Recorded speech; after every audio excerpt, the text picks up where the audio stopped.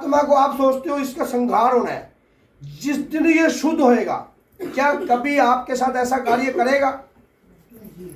आप सोचो। लेकिन ये शुद्ध होगा कैसे? कैसे होगा? आप मेहंदीपुर बालाजी में चले गए, चलेगी नहीं चलेगी? वहां पर जाकर आपने पेशी खा ली, क्या वो शुद्ध हो गया? शुद्ध दो प्रकार से होता है।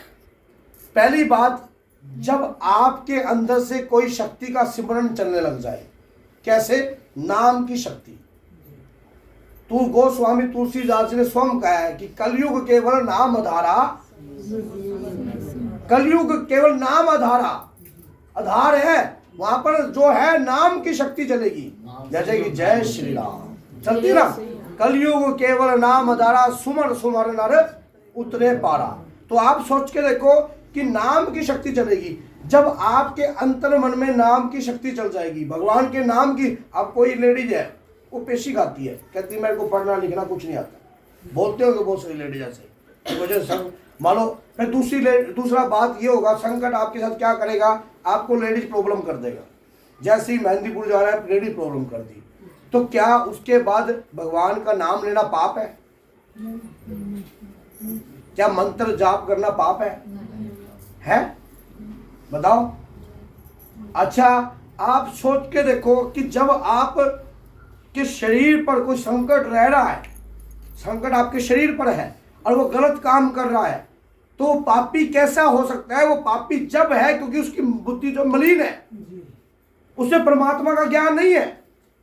आपने शिव पुराण पढ़ा हो या कोई भी ऐसे ग्रंथ पढ़े हो या हरिवंश पुराण पढ़ा हो, उसमें कथा बताते हैं कि भगवान के नाम की ये एक प्रेत था, एक फलाना था, एक ये था, जब उन्होंने भगवान का सिमरन करा तो उसकी सदगति होगी। सुनते होगे आप। ऐसे ही जब आप अंतर मन में नाम की शक्ति को चला दोगे, जैसे कि श्री राम जय जय राम, श्री राम जय जय राम, अंदर से नाम जप गया, इस नाम जाप की शक्ति जब अंदर चलने लग जाएगी तो संकट घबरा जाएगा। आपके अंदर एक ऊर्जा का प्रभाव होगा, वो डर जाएगा कि इसके शरीर के अंदर एक ऊर्जा जाग गई है। जब वो ऊर्जा जाग जाएगी तो संकट कहेगा निकलो, इस शरीर को छोड़ना ही पड़ेगा। क्यों? नहीं तो हमें मरना पड़ेगा, गुजारा नहीं है। क्योंकि आपने अपने अंतर मन को शुद्ध करने लगे हो, लेकिन अंतर मन शुद्ध होने नहीं देगा संकट। जब आपके शरीर के ऊपर कोई मलिन शक्ति होगी तो आपका ध्यान भटकेगा, लेकिन उस जगह एक की शक्ति कार्य करती है, गुरु की शक्ति। कहते हैं कि मेरी भक्ति मेरे गुरु की शक्ति, फुरो मंत्रो ईश्वरो वाचा। वहां पर गुरु की शक्ति, अगर सही गुरु होगा, सदमार्ग पे लेके जाएगा, तो आपको संकट हरा नहीं पाएगा। अब गुरु के बगैर सिस्टम शुरू नहीं होता, जिसका गुरु नहीं उसकी लाइफ शुरू नहीं। तो क्या है, संकट उसको हिला देता है, उसके माइंड में मलिन। अब जैसे तुम्हारे माइंड में कोई मलिन चीज जाग गई, मान लो तुम नाम भी जप रहे हो। जैसे एग्जाम्पल मैं आपको देता हूँ कि आप हनुमान चालीसा पढ़ रहे हो, हनुमान चालीसा पढ़ते पढ़ते आपको अदृश्य गंदे सीन दिखने लग गए। सुनो जरा, अभी रुको, मैं सब बताऊंगा। ये हम इन चीजों से निकले हैं प्रैक्टिकल, तभी तो तुम्हारे साथ दे रहे हैं। अब जैसे कि आप पढ़ रहे हो, हनुमान चालीसा पढ़ रहे हो, लेकिन याद रखना, अगर आप लगातार हनुमान चालीसा का जाप कर रहे हो, आपको 2 साल हो गए, 4 साल हो गए, 5 साल हो गए, तो अब ये चीजें अगर आपके साथ हो रही हैं, तो हनुमान चालीसा के अंदर एक लास्ट लाइन है, क्या है? जो यह पढ़े हनुमान चालीसा, और क्या है? जो 7 बार पाठ कर कोई। मान लो अगर आप भूत के बंधन में हो, प्रेत के बंधन में हो, कड़ाई के बंधन में हो, चुड़ैल के बंधन में हो, अगर आपके शरीर में कोई अभद्र शक्ति वास कर रही है, आपके 9 द्वारों में से किसी शरीर में प्रवेश कर चुकी है, तो जो यह पढ़े हनुमान चालीसा होए सिद्ध साकी गौरी सा। सुना? उसके बाद हर प्रकार के बंधन से छुट्टी बंदी महासुख होई। मतलब हर प्रकार के बंधनों से आप क्या हो जाओगे? मुक्त होने लग जाओगे।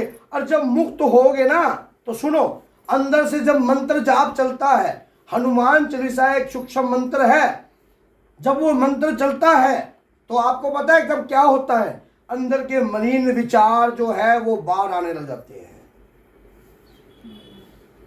तो तुम्हें अदृश्य गंदे सीन की कल्पनाएं आती हैं।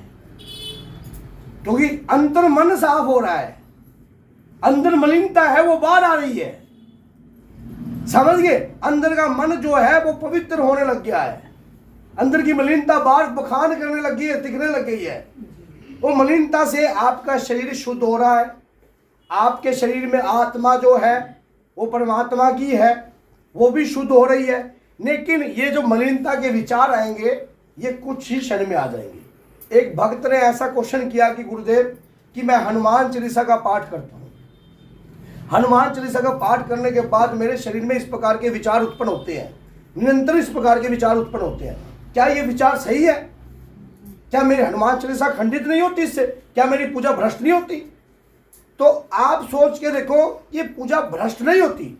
आप जब भक्ति करते रहोगे तो संकट का काम है आपको रोकना, और संकट कौन है? भगवान के द्वारा भेजा गया, आपके कर्म के द्वारा भेजा गया।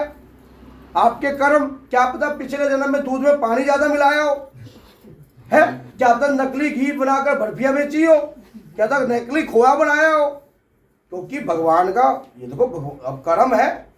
कहते हैं कि जो कर्म है वो कर्ता को ढूंढ ही लेता है, चाहे दुनिया के किसी भी कोने में बैठा हो, चाहे नेपाल चाहे पाकिस्तान, क्यों हर जगह कहीं भी बैठा हो, जिसने जैसा कर्म किया उसको वैसा फल मिलेगा, आज नहीं तो कल मिलेगा, और मिलना जरूरी है, स्वाभाविक है, क्योंकि भगवान के द्वारा बनाया गई चीज है। दूसरी प्रकार दीवार पे गेंद मारो तो गेंद लगकर आनी तो वापस ही है, चाहे एक टप्पा खा के आए, चाहे दो आए, चाहे तीन आए, गेंद तो वापस ही आनी है। लेकिन ऐसे लोगों के साथ ही गलत होता है, जो लोग गलत प्रक्रिया करते हैं। अब आप सोचते हो मेहंदीपुर बालाजी से, हनुमान जी से हम जुड़ गए हैं। आप हनुमान जी से जुड़े कब? जुड़े ही नहीं आप हनुमान जी से। अगर हनुमान जी आपके अंदर जग जाए, कहते कि भूत पिशाच निकट नहीं आवे, महावीर महावीर के नाम से भूत पिशाच निकट नहीं आता। और जिस दिन जिसके घर में महावीर का नाम चल जाता है, या वहां पर माँ की शक्ति आ जाती है, तो वहां पर भूत तो क्या, पिशाच तो क्या, चुड़ैल तो क्या, कुछ भी नहीं आएगा। अब कहते हैं कि नाश से रोग, क्या ये झूठ है? बोलो, क्या झूठ है? क्या ये नहीं है ना? तो आप ये सोचो कि संकट क्या है? कुछ भी नहीं, सब सत्य यही है। जिस दिन आपके घर में ये जग गया, उस दिन संकट क्या करेगा? क्या कर लेगा संकट तुम्हारा? क्या बिगाड़ लेगा बताओ? लेकिन तुम अपने बच्चों के अंदर ऐसी चीजों को जगने ही नहीं देते, पहले ही उसको बंद कर देते हो। सबसे पहला बाप बड़ा ना भैया, सबसे बड़ा रुपया, वो चीज सबसे पहले जग जाती है, तो संकट तो अपने आप ही बाप बन जाएगा तुम्हारे घर में। अब संकट क्या करता है? संकट अच्छा लड़ाई कैसे कराता है संकट बताओ?